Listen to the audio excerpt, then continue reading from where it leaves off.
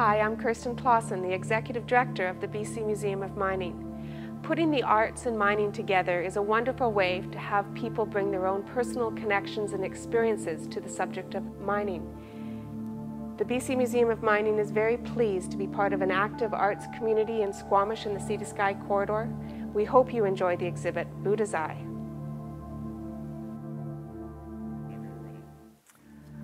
I've always been fascinated by rocks.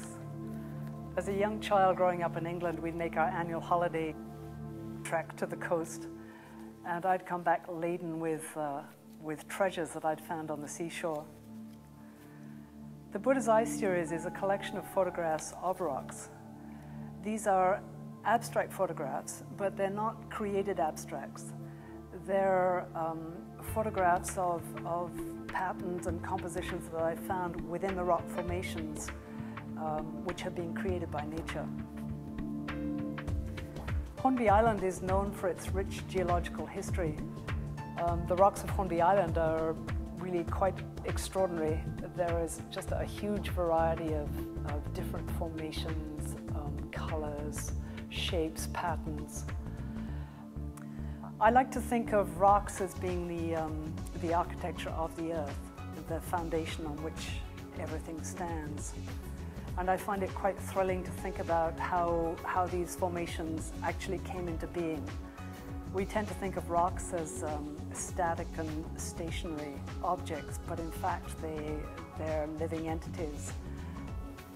You know, they melt, they explode, they move, they twist, they blow apart, they regroup. It's just that all this happens over a very, very long period of time that we find hard to grasp. My professional life was spent as an architectural photographer.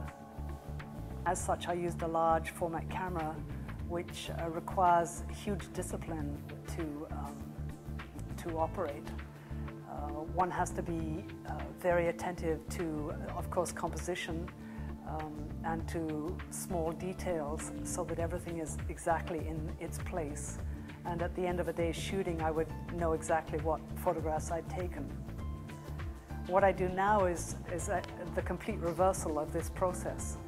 At the end of a day's shooting, I can't always tell you what I've shot.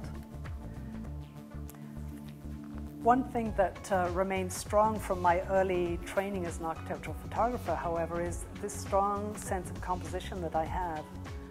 And I trust this sense of composition to capture what it is that I'm seeing, but not necessarily conscious of at the time of shooting.